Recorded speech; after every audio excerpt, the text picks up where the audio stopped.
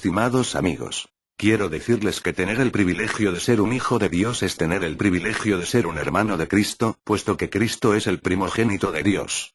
Recuerden lo dicho por Pablo. Porque a los que antes conoció, también los predestinó para que fuesen hechos conformes a la imagen de su Hijo, para que Él sea el primogénito entre muchos hermanos. Romanos 8:29. Ahora bien, ¿puede significar la frase muchos hermanos tan solo 144.000 personas fieles en el Señor como sostienen los testigos de Jehová? Puede que sí, pero también puede significar más que ese número y de hecho, puede abarcar aún a todos aquellos por los que Jesús murió en la cruz. Por ejemplo, en Mateo 20:28 Jesús dice, como el Hijo del Hombre no vino para ser servido, sino para servir, y para dar su vida en rescate por muchos. También Mateo 26:28. Porque esto es mi sangre del nuevo pacto, que por muchos es derramada para remisión de los pecados. El mismo Pablo al hablar de muchos, dice. Romanos 5:19. Porque así como por la desobediencia de un hombre los muchos fueron constituidos pecadores, así también por la obediencia de uno, los muchos serán constituidos justos. Si muchos de los que fueron constituidos justos son solo 144.000 personas, entonces solo 144.000 personas fueron constituidos pecados. Pero nadie creerá eso. ¿Pensará alguno que muchos puede significar tan solo 144.000 personas de la humanidad que supuestamente se beneficiaron del sacrificio de Cristo en la cruz? No lo creo ni por un instante.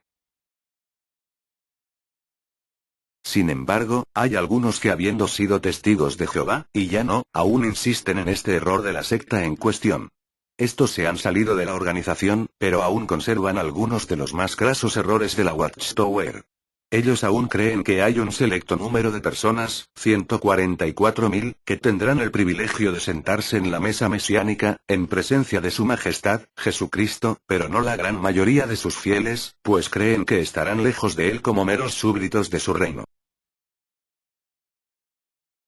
Y lo más grave aún es que estos creen que los patriarcas, e incluso el mismo rey David, no estarán con Jesús en el banquete mesiánico, en la mesa de Cristo, incluyendo a los profetas que anunciaron el reino. Creen, eso sí, que el reino davídico será restaurado, pero que el resucitado y legendario rey David solo permanecerá como un súbdito de su propio reino, bastante lejos de su descendiente, Jesús, y de sus ungidos. ¿Es que acaso David no fue un ungido del Señor? ¡Qué locura, por Dios! ¿Es que acaso Jesús murió solo por sus escogidos?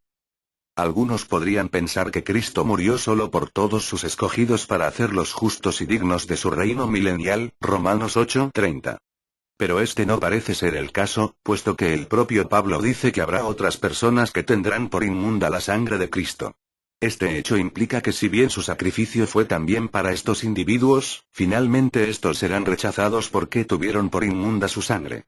Dice Pablo en Hebreos 10:29, así, cuanto mayor castigo pensáis que merecerá el que pisoteare al Hijo de Dios, y tuviere por inmunda la sangre del pacto en la cual fue santificado, e hiciere afrenta al Espíritu de gracia. En Juan 3:16 se nos dice que Cristo fue enviado al mundo por el amor que Dios tuvo para con el mundo. Es decir, Cristo fue enviado al mundo entero para ofrecerse como Cordero que quita los pecados del mundo, y no tan solo de los que Él llamó, justificó, santificó y glorificó. Sin duda Dios no desea la destrucción del impío y anhela ardientemente que todos vengan al arrepentimiento. Sin embargo, solo los que antes conoció, o preconoció, alcanzarán los beneficios de la muerte y el derramamiento de sangre de su Hijo. Dice Romanos 8:29, así. Porque a los que antes conoció, también los predestinó para que fuesen hechos conformes a la imagen de su Hijo, para que Él sea el primogénito entre muchos hermanos.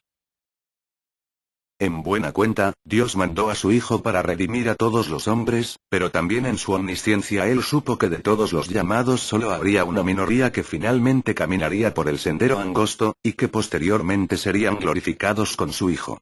Estos justos que responden por voluntad propia a su llamado son los predestinados para salvación, o lo que es lo mismo decir, para heredar el reino de Dios en la parusía del Rey.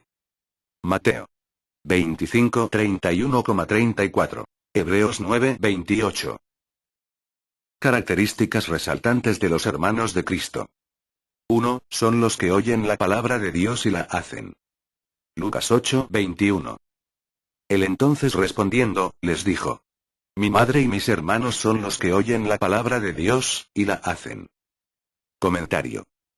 Le pregunto a los testigos de Jehová que enseñan que solo 144.000 personas de entre ellos son hermanos de Jesús. ¿Qué hay de los millones de testigos de Jehová que no pertenecen a este grupo selecto de 144.000 personas? Debo suponer que esa gran multitud de supuestos testigos de Jehová no están oyendo la palabra de Dios, y menos aún, haciéndola.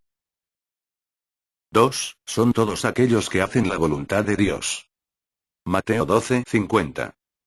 Porque todo aquel que hace la voluntad de mi Padre que está en los cielos, ese es mi hermano, y hermana, y madre. Comentario. Debo suponer que la grande multitud de testigos de Jehová que no pertenecen a la hermandad de Jesús está haciendo su propia voluntad, o tal vez, la del diablo, y no la de Dios. 3. Son todos los que son de la fe de Jesús. Mateo 23:8. Pero vosotros no queráis que os llamen rabí, porque uno es vuestro maestro, el Cristo, y todos vosotros sois hermanos. Comentario. Jesús dice que todos vosotros sois hermanos en Mateo 23:8. Sin embargo, en Mateo 23:1, se nos dice que Jesús les habló a la gente y a sus discípulos. Es decir, se dirigió al gentío que le seguía y a sus discípulos más cercanos, los apóstoles, para decirles que todos eran hermanos entre sí. Sinceramente, este relato me presenta un cuadro de una multitud de seguidores y de un grupo más íntimo de discípulos como si fueran todos hermanos entre sí. No se dice en ningún momento que Jesús se dirigió solo a sus apóstoles, sino también a todos los del gentío que le escuchaban con atención.